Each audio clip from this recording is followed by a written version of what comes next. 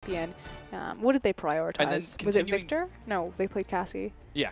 But then continuing to shut him down in the early phases of the game, killing him when he went for that gank bottom, and then immediately finding him in his own jungle and killing him again to make sure that he could have as little early impact as possible. Yep, but we are into draft phase for Game 2. See if Master3 can strike back and make something out of this, or if WE are finally going to consistently put something on the board. Yeah, it would be very exciting for WE. This would be their second 2-0 if they managed to take it, but that was a long time ago, and we'll definitely see if they're able to pull it together, as those are all 6 of our bans. Interestingly enough, both of those Rek'Sai and Gragas junglers are still open, as it's going to be Twisted Fate and Rumble that are the last 2 bans. Yeah, kind of slight differences. These are also different from the last game. We'll see what WE decide to prioritize here. If it's going to be a Lucas Scion, it was banned previously against him. See if the train driver can get it, or if it's going to be Spirit's champion pool. Yeah, I'd be really surprised to see them go for that Scion first pick. He did reasonably well on the Nautilus, just being tanky and being a presence. I like this, Gragas. They prioritized the Gragas. I absolutely think 100% that this is correct. Spirit looked phenomenal on Gragas. He is a god tier level jungler, very creative in his pathing, very efficient in his jungling, and it takes it away from Condi. Like, that's the beautiful thing about it. It's not only a strong pick for Spirit and one of the strongest junglers right now in the meta in terms of disengage, damage, tankiness, but it denies Condi probably his most comfortable champion. Yeah, and on the other side, Master3 going for a similar composition this time around. Dade returning to the control mage. He's going to be taking Victor in this one instead of Cassiopeia. A little bit more survivability. And once again, Nautilus picked up. That could be for LoveCD. And then again, it could also be for Looper like it was in Game 1. The flex pick Nautilus, yeah. The obvious answer since Alistar is banned away. We'll see if Conan looks back to his Janna or maybe looks towards a Thresh. Had a great Janna performance last time. There we go. Second switch over to Scion, and there's going to be the Janna lock-in for Conan as well. The train driver Scion, though. Chugga chugga choo choo, we'll see how he does. I love a Lucas Scion. There's not many times that I get to start that sentence. His Scion is awesome to watch. He threads those ultimates like a needle through the most obscure paths. It's definitely the best Scion in LPL. And you know, if you do find yourself caught in a narrow choke point with a Victor gravity field bearing down on you, what better than an undead lumbering juggernaut to break it through, as that's going to be a Lucas Scion. Master3 look to respond. They put SMLZ on Vayne, and LoveCD going back to his Thresh roots. Taking that one away from Mystic, has had 2 great Vayne performances back-to-back. We'll see where he goes from here. Again, I really like Mystic's Jinx. Okay, this is what I was about to bring up. I love his Jinx. I actually think he's a great Jinx player. Especially empowered with the Janna. See if he maybe opts out of that one for a cigar wielding Graves. We'll definitely have to see, as you're also going to be looking at the last pick for Xie. He knows he's going up against Dade, and Echo left completely open in game number 2, despite getting MVP in game number 1. Master3 let it fall through the cracks. Yeah, I just, okay. And he goes for Kassadin. Still think that's a little bit strange. Obviously, he likes the Kassadin matchup into Victor. We've seen this multiple times where, remember Godv against Doinby, the Victor Kassadin matchup, and Godv killed him 1v1 fairly early. Kassadin has a lot of tools on his composition with his shield, his kit, excuse me, with his shield to farm relatively safely in his early lane phase and get him to that very scary late game. Interestingly enough, with Rek'Sai still available, Condi looking at Lee Sin right now. Blind in a different sense of the word. The champion plays similarly, and yeah, he's going to end up locking it in. It's Condi on that Lee Sin. Looking for the 2-11 record to a 3-11 record. One of his lowest win rates from the jungle position. It sort of creates an interesting question for Master3 as we take a look at their team in general. They've got some scary damage on Vayne. They've got a good AoE setup on Victor, not to mention some CC lockdown, but where does this Lee Sin fit? In early jungle. I mean, effectively, that's what your Lee Sin. We've talked about kind of the roller coaster of Lee Sin's effectiveness. It's going to be early game with his gank pressure and his kill pressure on the enemy jungler.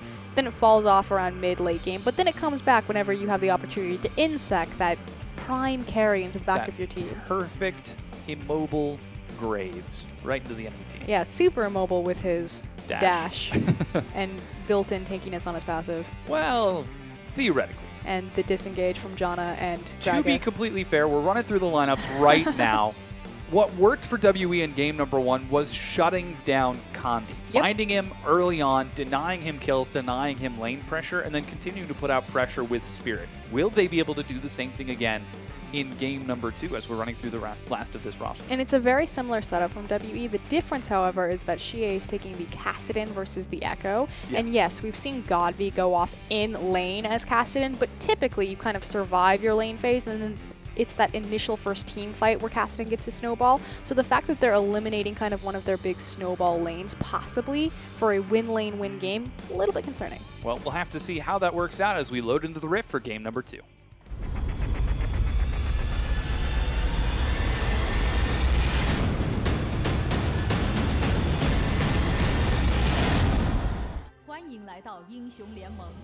And we have loaded into the Rift. It's WE versus Master3. This is game number 2, and after WE took game number 1 in a convincing 25-minute slam, Master3 are looking to get some revenge as they send 4 members to the bottom, and Dade keep himself occupied in the mid. Pulling out something cheeky, they will be spotted by a ward here. Typically, and we talked about how it hasn't been really the departure from the initial invade to set down lane swaps, but what this guarantees you is it's not just about immediately looking for the lane swap, it's about getting these deep wards and making sure that you're getting the lane matchup that you want. So I'm curious if this means the 2v2 of this Janna Graves lane versus Vayne Thresh, or possibly the lane swap. Just might be, as you do have Mystic running back into the base, and Conan's already waiting on that top side of the map, so might be a swap. And look at how they staggered the 2 Dwarves. If Graves walks forward through one, then recalls through the other, they'll know that he's recalled back. Which is why, yeah, you're absolutely right, which is why he's stepping to the very far side, because he wants to walk along that wall, because typically that initial first ward that he'll pass won't see him from that wall. But because they have that ward in the middle of the lane, he will be spotted out. And which is why you see SMLZ and LoveCD, instead of immediately running to the top side of the map, they're going around where they think the vision will place through the mid lane. And likewise, being in the mid lane, as soon as they see Graves show on that ward, they can then commit, okay, are we going bottom or are we going top? The answer, top. Yeah, looks like the lane swap is going to come out for Master3 as they send that Vayne and Thresh to the top side of the map. Conan, looking for the invade, will spot out Condi and Looper as they try clearing out the blue buff. Could be taking some punishment, possibly trading it right on back, while Dade and Xie continue farming it up in the mid. LoveCD going for a similar sort of cheeky play. I didn't see if he got the Sentinel, though. Oh, oh, LoveCD with the steal. Execution for the Direwolves finds a Luca. It is the empowered flay, which is why he was able to do that, but that was cute. Spirit actually canceled his auto attack, thinking that he would bait LoveCD into hitting it and then take it. Yeah. But he wasn't expecting the empowered flay to just kill the Sentinel. And it's important because he took some of the experience and it just messes up your jungle. Condi, however, well on his way to level 2, has already picked it up and is now going to keep his red buff for himself. While Aluka teleported to the top, here comes LoveCD staggering the wave out. Aluka gets level 2. Should be just fine. Yeah, he's fine. This is a definite evolution and departure from Master3 typical style when they go into a lane swap. Almost always, even when SMLZ picked up his legacy Caitlyn, they would freeze the wave. This time around, applying a lot of pressure onto the top tier towers. And in fact, did they even get the first tower last game? They did. So yeah, just a maturing of styles. Master3 playing outside of their comfort zone. We'll have to see if they can make it work as Dade continues to harass onto Xie. The crystalline flask chugging away. As this wave gets under the turret, Xie should be able to catch most of this farm as he picks up level 3 now. He's also got Spirit waiting in the wings. Here's Condi looking for a counter gank, however. Joins over. There goes the gravity field. Spirit doesn't get caught in the stun. Here's Conan. Is he going to make it in time for the shield? He does indeed, but Condi doesn't follow the Sonic Wave. Great job from Conan to respond to Spirit to make sure that he didn't get 2v1. And again, Xie really couldn't help him on that Kassadin because there was such a massive creep wave in front of him that it would have been impossible to walk past that. Now things returning back to even as everyone gets nice and comfortable in their lane. Aluka just continuing to farm it out. LoveCD looks for a hook, doesn't find it as the train driver sees that curve coming, prepares his tracks accordingly. While on the bottom side of the map, Looper does the same. Well, they finally have reset their wave, and SMLZ back to typical fashion, has the freeze going on. But it makes more sense against a Vayne just because obviously you want to bypass her weak lane phase into that late game team fighting. That said, WE, they don't typically do very well in if they don't get their lanes rolling. So the lane swap, I actually think, would be very potent against them because they're unable to just get these solo kills off of Spirit's ganks onto the lanes, and they go even into the initial dragon fight, and that's where Master3 are really going to thrive. Well, we'll have to see if that is the case, because that's exactly what we're seeing in this game here, as the lane swap puts the duo for Master3 on the top, and Spirit hasn't been too effective so far. He went for one gank onto Dade, but ended up getting shown, and Kandi, significant improvement over last game, already showing how effective he can be on that Lee Sin. We'll see when Master3 decide to pull the trigger and swap back for the dragon control, or if WE will be able to commit to that objective while they have a numbers advantage on the bottom side of the map. A lot of forward wards for WE coming out onto Master3 jungle. Spirit is going to find Dade, does not find the body slam. He was still thinking of old 5.7 Gragas, not good old 5.11, where his body slam is just a little bit weaker than normal. Just trimmed a little bit off the waistline. Yeah, he lost some weight. He's going to just continue back into his own jungle after doing a decent job of counter jungling. Second buff rotation would be curious again, especially if the lane swap is still in effect. To how the junglers will set up if they're going to get both of their vertical jungling versus horizontal jungling buffs. Seems like we've seen horizontal so far, which is actually pretty interesting. Kandi secured both of his own buffs. Spirit did the same, despite getting some a little bit of harass from Love CD. It's because they didn't know that the lane swap was taking place, or at least one team knew that the lane swap was taking place, but the other one did not. Master3 sent 3 members to the top with a big wave. Spirit shows himself and immediately gets the AoE stacking right onto Master3, and SMLZ gets brought down to half. As Aluka looks to continue catching some of this CS, timely gank from Spirit keeps Aluka safe. Now, not a ton of damage went down there for the amount of CC lock that Gragas and Sion were able to put beautifully, but all of that time spent airborne after the belly bop into the charge killed a lot of the creeps. Shie's not level 6. Finally, he flashes, but Kandi follows it up, takes some damage in return as Shie just punishes him back. Takes a ton of damage, does commit and get that flash from Shie, so that will be big. We'll see if Kandi's able to return and punish it as he immediately invades with Love CD. Yeah, I think Spirit spotted out Love CD right there, so he's got to know that Kandi's in the area. Level 6 now has been picked up by Shie. And this was the question, you know, what kind of jungler are we going to see on second rotation buffs? Is it going to stay horizontal or will it go vertical? There's still a numbers advantage on the top side of the map for Master3, which is why they're so keen to invade this blue buff. Yeah, here comes Conan into the mid lane, however, looking to upset that balance as he tries to find Dade. Is unsuccessful as the big minion wave and that long range of Victor keeps Dade safe. And already he's starting to close some of those weaknesses that he showed in game 1 by giving those early kills over to Shie. A really nice roam from Conan to reset the jungle pathing on both sides and allow Spirit to take his blue buff, or at least hand it over to the hands of Shie, if he does that after his wolf camp. Yeah, we'll have to see as Spirit's on that side, Conan helping him out, while Mystic continues to farm it up solo on the bottom side of the map, trading it out with Looper, and things seem to be going pretty well for Master3. They do have a minor CS lead. You can see an advantage opening up for SMLZ, but Looper is really the one who's profiting the most from this.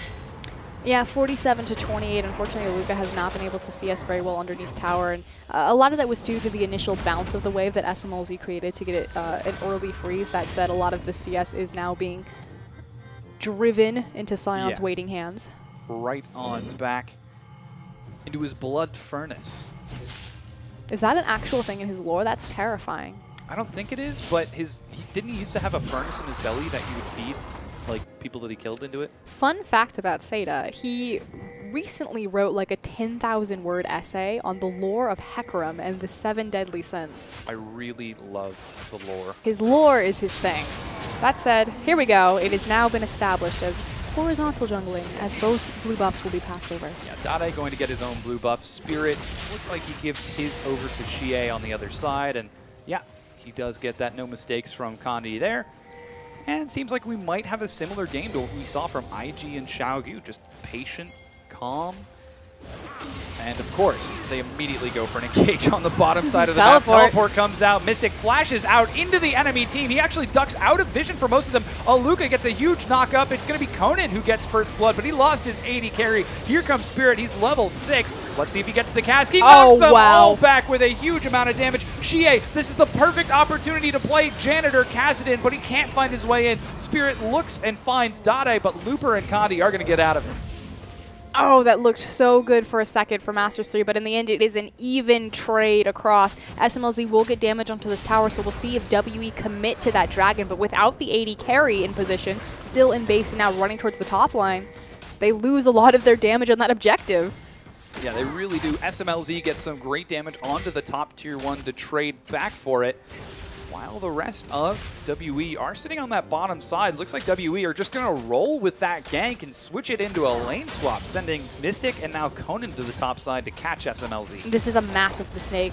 Masters3 are just going to swap SMLZ into the bottom side of the map, and this should mean that they'll get the first dragon, which means in this early lane swap, not only does Looper get the CS advantage, but Masters3 also get, or Masters3 go even with WE in terms of gold into the 5v5 arena and a free dragon.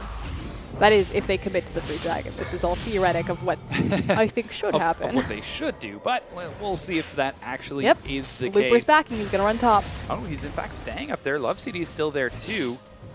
So might be a small window of opportunity for WE to affect a gank, possibly dive instead, but it's because he has teleport. Aluka burned his teleport in that last fight. They know that they have the teleport advantage, so they're going to swap back so they have a numbers advantage on the bottom side of the map. Yeah, there's the recall exactly as predicted. Yeah, WE just sacrificed all of their dragon control when they initially had it. So for the first 11 minutes, they had, you know, prime real estate to take over that objective, and they didn't. Well, unfortunately, that is going to go over to Masters3 should they decide to. Again, it's up to if Masters3 can commit to it. Yes, they have the advantage, but will they be able to make an effect out of it? And unfortunately, they have a full health top tier tower, so there's not a readily available objective to trade when WE decide to, when Masters3, excuse me, decide to collapse. This is hard, sister teams. WE, Masters3. Dade and Xie trading blows with each other. Xie looks to get some more damage across, but instead just catches that CS, and he's actually got a pretty solid CS lead over Dade.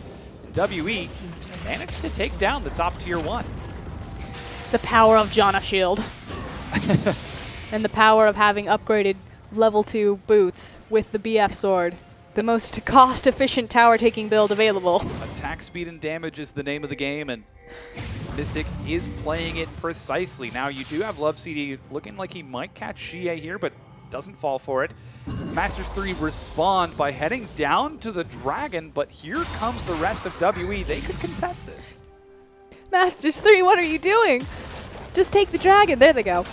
Yeah, SMLZ looks to take that bottom tier 1. Aluka not going to be able to make anywhere near that dragon, so he's going to have to defend from the top. There goes the dragon. WE don't have vision of the pit itself. They've got vision around it. That first dragon goes over to Masters3.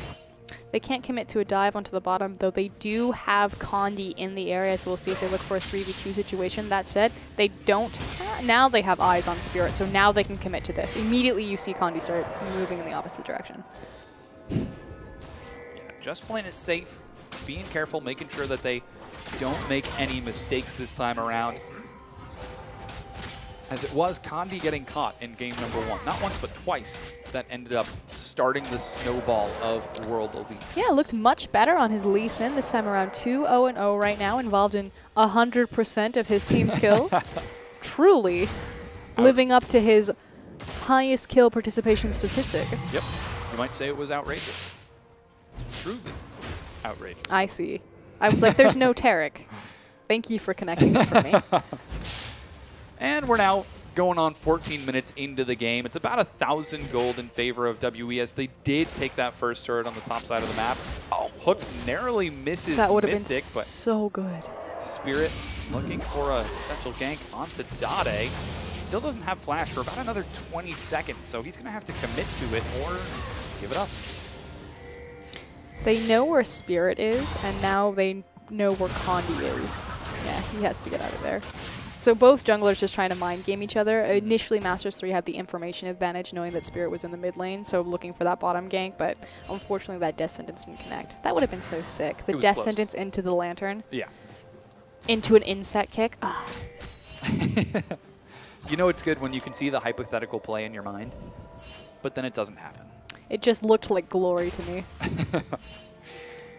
Again, things taking it nice and slow and calm, and I think Masters3 are actually kind of okay with that. Yeah, this is perfectly fine. This is exactly how Masters3 win and like to play their games. Again, their early game suffers extremely. We saw kind of the indecision of taking the free dragon that was effectively given to them by WE with some misused teleport plays. And WE, they need to find their snowball early. You keep seeing Spirit, gank these lanes, but it's not connecting with anything. And the big, stack of the small skirmish bot lane, they managed to get 2 kills and trade even, so that was good. But as far as Spirit's ganks this time around, not nearly as successful. Oh, Flash Flay missed from LoveCD as Mystic has got the faster dash to get out of there. That really immobile Graves. Yeah, so immobile. Had such a tough time making it out of that with his one low mana cost, low cooldown ability. We do have some CS discrepancies across the board. That said, WE, it's about 1,000k gold lead in favor, and majority of that is actually built up on their structural advantage because they do have the 1 tower. Core itemization coming out. The Bork versus the Infinity Edge. Obviously, in the final hour, SMLZ would be fine with that trade, and also takes a tower of his own. Immediately, we're short up in gold. Yeah, closes that difference right back up. Looper also does have a bit of an advantage on that top side because of the previous damage put out by SMLZ. Aluka dancing in that top lane. I like the sound effects that Sion has. He sounds like a tennis player. No, that's what a Lissandra sounds like, Korean Lissandra. You've never heard a tennis player? No. Big grunt when they hit the ball. Ooh! That's what Lissandra's like, ah! There was a hand motion that went there. Fortunately, we don't have a Lissandra in this game. No. So instead, we'll just continue. Tennis player Sion. Be great skin. Here we go. Luca's looking for a flank. Oh, instead of his roar, he tosses out a tennis ball. No, I just think because he grunts, but okay, yeah, we can have a tennis ball. He was looking for a flank, but that said, Looper is applying pressure back to the top side, so he has to return there. But anytime he's in the river and he's got a straight shot, count on Aluka to be able to thread those Sion ultimates. We'll have to see if he's able to pull them off. So far, 0-1 and 2 this game. He hasn't been quite effective outside of that teleport to the bottom, which resulted in that first turret being taken. Dragon's up in 1.5 minutes. Masters3 did secure the first one. WE want to try putting a stop on that next one, so that's why they've got 4 members on this side of the map. Spirit gets caught. There goes Blade of the Ruined King. He's going to have to get over here. Suddenly, WE are in a bad spot. Conan gets kicked back in. The huge homing resonating strike. For a blind monk, he goes far. Really nice combo. Obviously, that's the classic from Lucen. So your Q is going to do more damage the less health the target has. So what you do is you Dragon Rage, you initial Q, Dragon Rage, proc the Q. Not only do you get a free gap closer because you get to follow up on your kick, but you do more damage. Yeah, so that's another kill going over to Masters3. Immediately you see SMLZ respond by shoving in on this bottom side of the map. Knowing for the time being they do have a temporary numbers advantage, though Conan has respawned. He's on his way back down there now. He's definitely going to be up before the dragon. And looks like Spirit might be trying to catch them out with the flank here. Has to be very careful because he doesn't have his flash available. That said, Gragas still incredibly mobile because he has his belly bop. Oh, SMLZ going to fly away with that Arclight Vein, whereas Blood Moon Thresh recalls normally. Oh. GA gets a bit aggressive on the Dade, takes some damage as punishment, but ooh. That's unfortunate. He missed the Rift Walk. It was more like a Rift Trip. Here comes the Chaos Storm. They're continuing to chase him forward. He doesn't have his flash. He has Ignite. Conan tries to keep him alive. There are so many shields on top of GA. He actually makes it out of here. Conan looks like he's having flashbacks of what just happened. Spirit doesn't make it over the wall. He aggroed the dragon. This is a really bad spot for Spirit. A stun comes over the wall from Aluka. Kandi's still alive, just barely. Looper finally takes down Conan, and Looper now turns on the Mystic. The CC lock is real. Flash over the wall. CC to follow it. Let's see if Kandi can continue to give chase. No, he jumps over into his death. There's a lot of AoE coming out from Aluka, but he just doesn't have any damage. With Shie and Mystic there, he's going to end up going down. I've never seen so many mechanical missteps in such a short amount of time. The Rift Trip.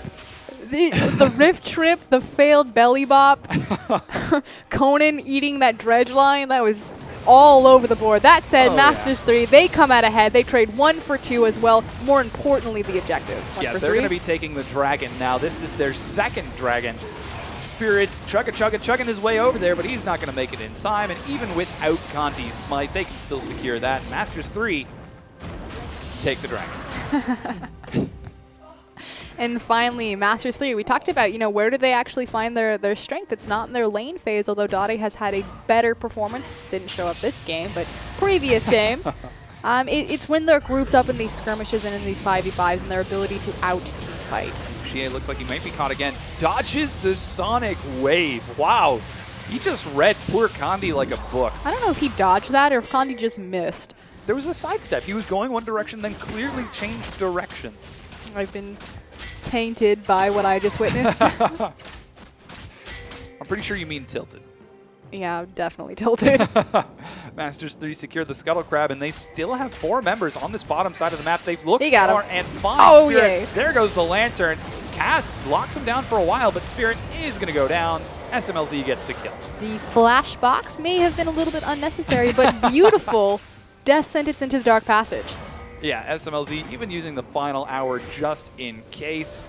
This mid-tier, mid-tier 1 is going to go down as Dade shoves forward with SMLZ, while LPL continues to look for a flank on that far side. And this is exactly where Masters 3 want to be. And we talked about this, you know, WE taking the lane swap or getting lane swapped on and not making sure that they get that 2v2. Where do they find their advantage? They have to find it in the lane phase. And by lane swapping against them, you pretty much stagnate the lane phase into just being about objective control and objective trading. And this is where they've been exposed. They're weak at playing the map.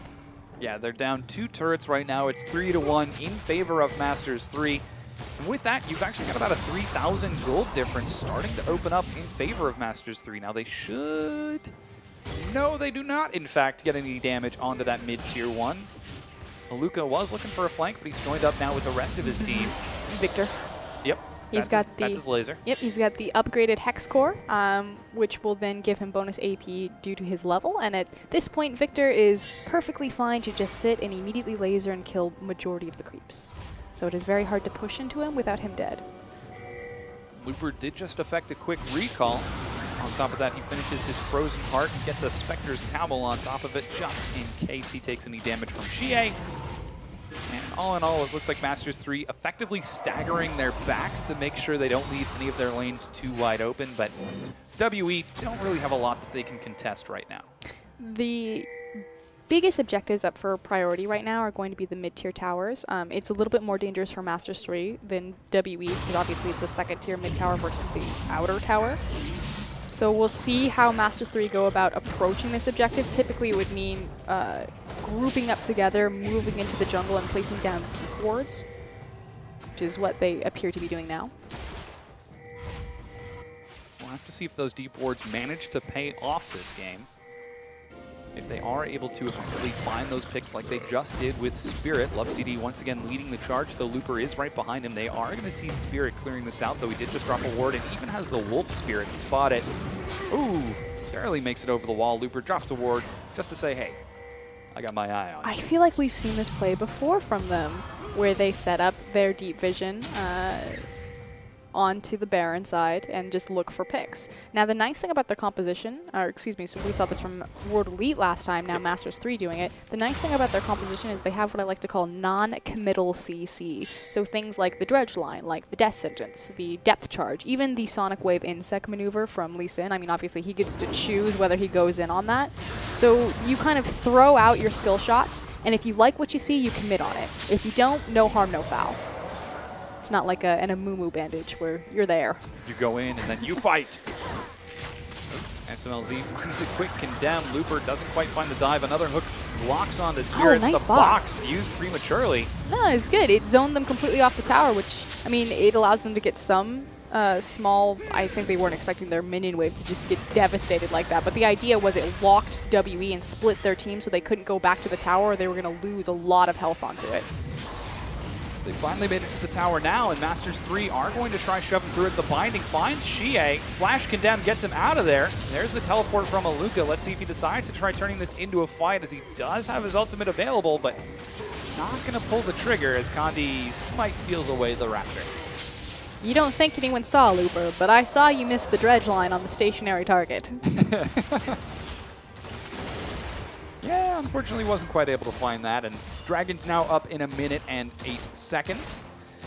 Siege was not effective at taking down that tier 2, though they continue to keep World Elite on the back foot, and I guess that's been the story. Masters3 haven't really been doing such a great job of winning the game, but they're not losing. They're not letting themselves fall further behind. I think they did a great job in setting themselves up for success by initiating the lane swap, because again, it puts WE in an uncomfortable position that they really don't know how to deal with it. That said, they like their Vayne pick. Obviously, taking this one away from Mystic, the problem is that Vayne has 0 siege potential ever. I mean, obviously, she could burn through a tower if she gets on top of it because she has absurd attack speed, but it's very scary for her to approach that, especially against the likes of Spirit's Cass, because it's very easy to just take one step forward and pop her into the enemy team. So it's just an issue of they really are reliant on the Baron to assist them in their siege. We haven't seen any Barons taken just yet. That tier 2 turret did go down. Tier 1 turret did go down on the bottom side of the map as SMLZ wasn't able to catch the wave quite in time. And Masters3 have actually got a significant lack of vision right now. This could end up hurting them. They do stir up the dragon. Big things to watch for are going to be Spirit's Cask. See if he can isolate particularly SMLZ at all.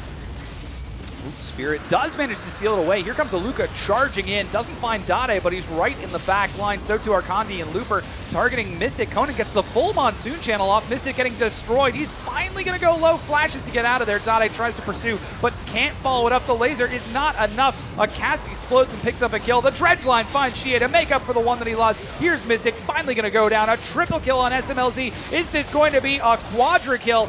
He cleans it up, a quadra kill for SMLZ. Conan is in the direct path to that Baron. I don't think they're going to be able to catch up to it, though.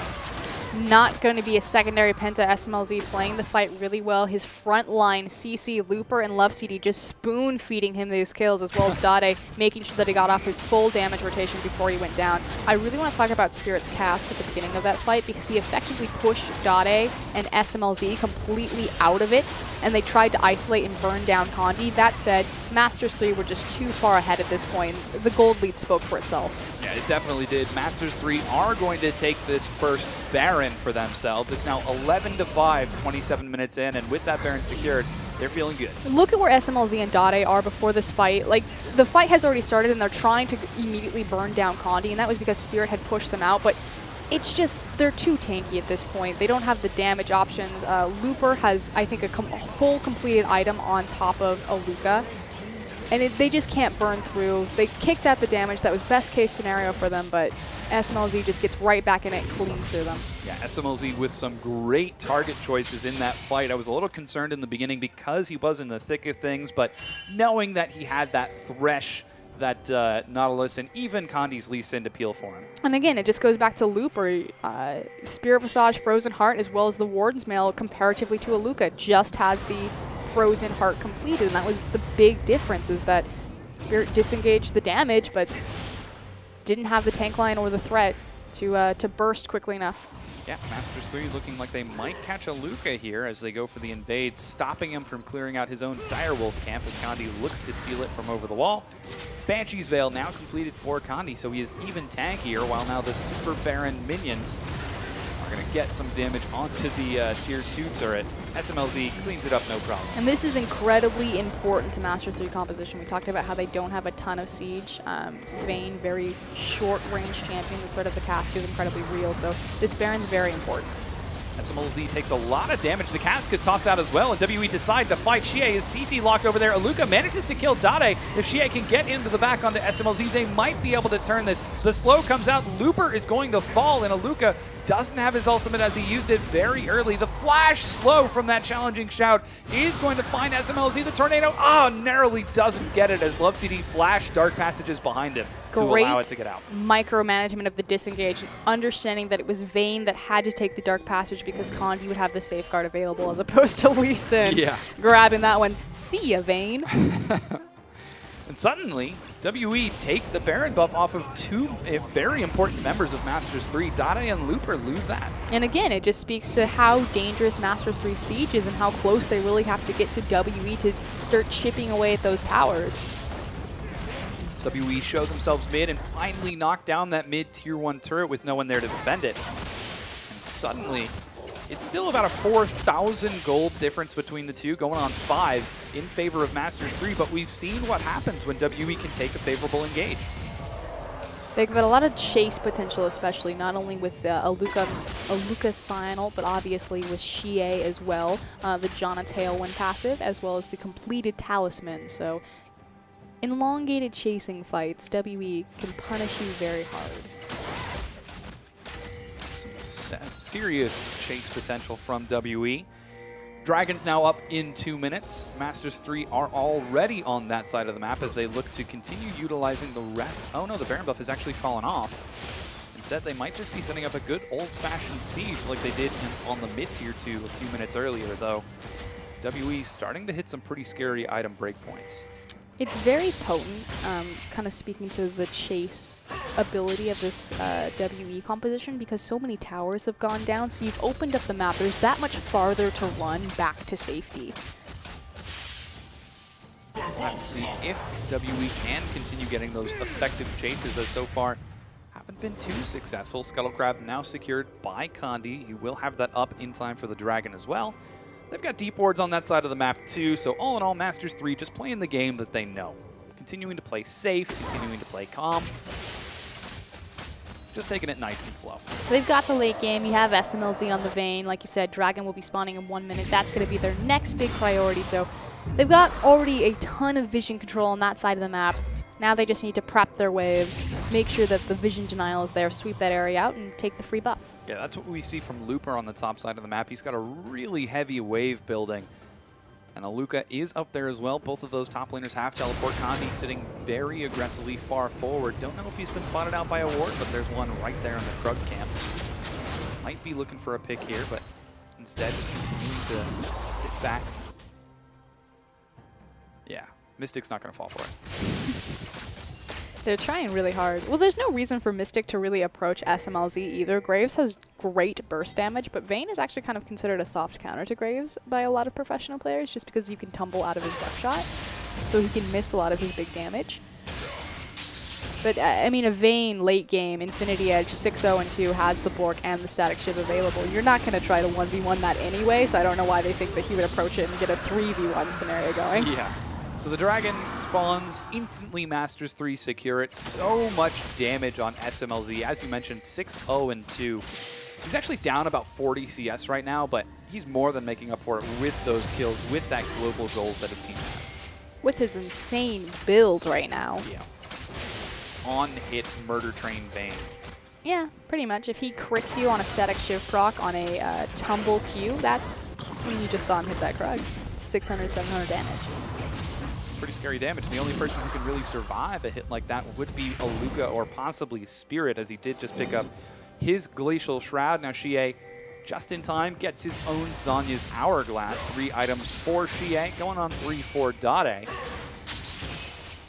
And we're starting to see these teams, it's still fairly even, and the advantage that WE have is slowly diminishing. Though the numbers are fairly similar, the fact that we're so late into the game, it's starting to make up for that difference.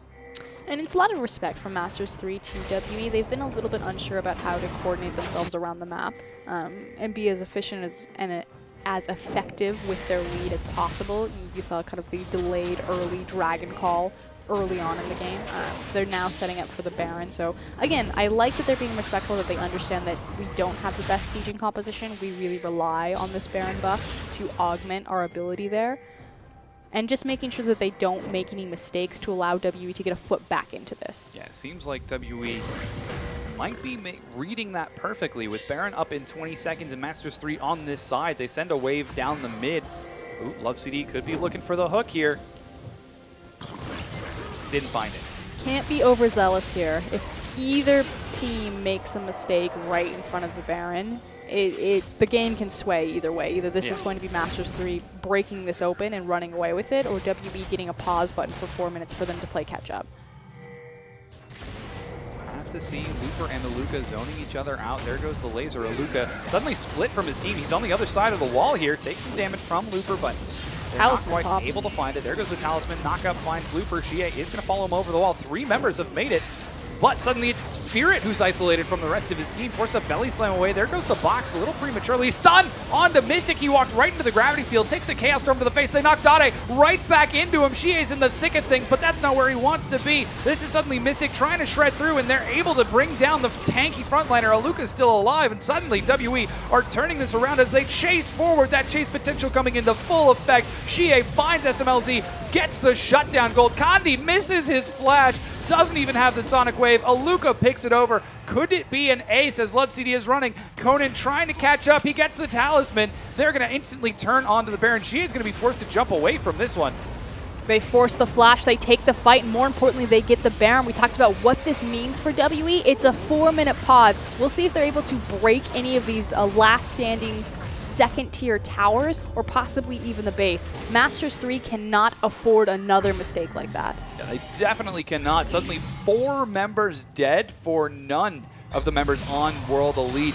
With that Baron secured, that is giving them the pause button you mentioned. If anything, it might be an opportunity to turn the game around, as they're only down 800 gold right now, dead even between these two. They just made 5K in that team fight. Things are looking awful good for World Elite after this, as they look like they might even be able to set up a split push. Aluka has his teleport. You've got Xie on that incredibly mobile Kassadin, and with everyone else grouped on the bottom side of the map, could be WE looking for some tier 2 turrets. Now the big thing about that team fight was the fact that Dade was instantly deleted. A beautiful cask from Spirit to pop him back into the enemy team. I was a bit nervous for him, actually, to see how that worked out. But here are the gold breakdowns. It's actually only about a 400 gold lead for SMLZ. Dead even between the AP carries. Minor gold lead for Looper in the top lane. All in all, it's a neck-and-neck game. Well, a lot of that has been shored up, obviously, and the multiple shutdown bonuses that WE just got. It was probably a very different picture right before that team fight. But with that gold secured and now the Baron buff, World Elite are on the upswing. We can see them aggressing forward, dropping some very forward wards, trying to get some vision control to set up for this eventual siege. But Dragon's up in 75 seconds, and World Elite are primed and ready for it. But again, we kind of illustrated what will this Baron buff actually mean for WE, and it's really just a gap closer for the gold discrepancy as opposed to an actual avenue to win the game. That said, if Master3 go and get themselves aced, obviously, they can look for using this to break down the inhibitor. But for right now, it's just a foot back into this door. Yeah, slowly but surely, they're starting to chunk down that tier 2. Xie dashes forward, but doesn't take any punishment back quite yet from Dade, as Looper's forced to split on the other side. Eventually, someone's going to have to deal with Aluka. There's about another minute left on that Baron. WE trying to get onto this tier 2. There just isn't enough wave clear. By moving aggressively forward, they end up taking it. Haven't broken the inhibitor line yet, but have definitely shored back up the towers and will now take the advantage as Aluka pushes down the second tier bottom tower. Yeah, for the first time in the game, World Elite are in the lead as Aluka split pushes and takes the tower advantage for World Elite. Looper goes a bit too aggressive here. The rest of World Elite collapse onto him, though he takes a great dark passage to get out. Excellent placement by LoveCD. That said, they also got the Talisman out of Conan. Will only be a 40-second cooldown on that, but we'll see if it may be missed if we come to this dragon fight. But they're burning through it really quick. They're doing a lot of teleport. Teleport coming in from Looper. The dragon's going to be dead by the time he gets there. He even completes it, turns around, he catches Mystic out of position, he takes a laser and a death charge to the face. The AoE is stacking so beautifully for Master3, but they just can't get back to the backline. Mystic dealing out some serious damage while Spirit and Conan continue to peel for him. Aluka's actually managed to die, SMLZ shredded through him, now he's going to get to the people peeling for Mystic. Oh my god. It's traded right back as Mystic manages to kill LoveCD. Now Kandi is forced to run away, and Mystic What the heck just happened? That's 3 kills. Nobody did anything to him, and SMLZ is forced to retreat. You thought the choke point was going to be so perfect for Master3, setting up their Venn diagram of AoE damage, the box on top of Chaos Storm, on top of Victor lasers. But like you said, no one could get through Spirit and Conan to Mystic in the backline. Full health. Infinity Edge, Phantom Dancer, Last Whisper, Bork Graves with the Janna shield on top of it. Yes, so much damage, and with that, they're actually able to take the first inhibitor of the game, despite being at a disadvantage for the first 34 minutes. World Elite are in the lead. And again, look at this. Mystic, completely untouched. Conan gets a beautiful max range, full heal on the Monsoon there. Mystic shooting his collateral damage up through all members because they're in that tiny choke point, and just continues to dance, using the choke point aggressively against Master3. Now that all of their AoE damage has been put down, Conan's able to put a tornado through 4 members. Yeah, huge play from World Elite, and just like that, Mystic going from 1-3-8 to 5-3-8, feeling a lot better about himself in this game. Shia gets his blue buff, and taking a look at the gold, he actually is only about 250 gold ahead when it's all said and done, as SMLZ did get a few kills of his own. That's insane, though. For how far he's been trailing behind SMLZ, 6-0-2 not more than 5 minutes ago. Yeah. And now even that up, not only with his massive CS discrepancy, 840 CS like you said, but now just an incredible team fight from Mystic. He's really identifying himself as a position-based AD carry and saying that he can hang with the best of them. Certainly can, especially after that team fight. Last item pickup is a Banshee's Veil for some defensive stats. Now Baron's up in 2 minutes. Master3 took the first one and were able to secure for themselves some outer turrets, tier 2 turrets, but they haven't been able to do that much since that happened. Suddenly World Elite, they're feeling a lot more confident. We're seeing them move together as a unit outside of the defensive zone of their base. Well, they're starting to get their Cassidy up and running is really what it comes to. Yeah. And look at Dade's scoreline, 0, 5, and 11. If half of those assists were just kills as far as gold, this would almost look like a completely different game. Yeah. Because Victor would have that much more power, that much more quickly. Unfortunately, Dade not quite able to find those, as now a lot of defensive items have been built. Talisman instantly used by LoveCD, but the immediate smokescreen denies any sort of follow-up. Shia dashes forward. Oh, Luka from the side finds LoveCD. This fight is blowing up as he turns around, but SMLZ shreds through his health. He's still alive from the Monsoon of Conan. He's going to end up going down almost certainly. Yeah, SMLZ brings him low. What a crazy trade. And unfortunately, WE aren't able to get anything off of it. They blow a bunch of Dissummoners. Look at every single flash. Victor, SMLZ, and LoveCD were all burned instantly as Luka came in from the flank. So that's a huge power point, but otherwise didn't translate into a kill. Got a tower, I guess. The scary thing is that it's 30 seconds before Conan gets back up, but 17 until the Baron spawns. Janna's fast, but she's not that fast, and it might be Master3 in a good position to contest this Baron when it spawns. They can't do it because they have a massive creep wave on the bottom side. You see Looper trying to pull that one to the side and stagger it out as they send Dade to actually effectively wave clear it, but World Elite, all they have to do is be patient. They just have to wait for the bottom wave, wait for Master3 to commit their resources there to deal with the super creeps, and then look for the numbers advantage on the Baron. Yeah, once again, we've got 5v4 in the mid lane. Recall from SMLZ means that for now, Master3 cannot fight, and Conan's going to be able to make it back in time. The Baron has spawned, and World Elite have superior positioning. Super Minions continue to find their way into Master3 base. Will they be able to play this out properly? They just need to be patient. They've got big wave top, a massive wave bottom. Master3 will need to respond to that, and more importantly, Looper doesn't have teleport. Yeah, that wave is continuing to shove. You can see a lot of pings coming out. Not a lot of vision for Master3. They know that World Elite are in the area. Finally, they spot him out. But they just cannot find the right angle to engage. Aluka setting himself up in that avenue to find as many zones to entrance with his ultimate as possible. Super Minions are finally starting to get in. Even a wave on the top side of the map. World Elite are just waiting. Looper finally deciding to commit, so Master3 did the best they could with the bad situation. They waited until the teleport, or they sacrificed damage on their Nexus tower to wait for Looper to have his teleport available for this fight. see if the trade-off is worth it. World Elite immediately collapse onto the Baron the moment they have vision that Looper's up there, then back away as the teleport is now used. There goes the Talisman. Everyone's running around like chickens without a head, but they cannot find the angle they want. Aluka knows it's very easy to dodge him if you've got a straight shot of that Scion, so he's not going in. But they ping the side again. They know that was the one cooldown that they needed. They just needed to force the teleport. That Baron wasn't about getting the Baron, it was about getting Nautilus. Condi insects Mystic in. He gets destroyed by Dottie, who finally gets his first kill. Aluka follows him into the back line. The hook then catches Conan. Aluka, sure, you're going to have damage, but it's not enough. And suddenly, Master3 off of a huge pick from Condi. Looks like they might be able to win this as Dottie chases away the rest of World Elite. Do you remember what we said about Lee Sin at the beginning of this game?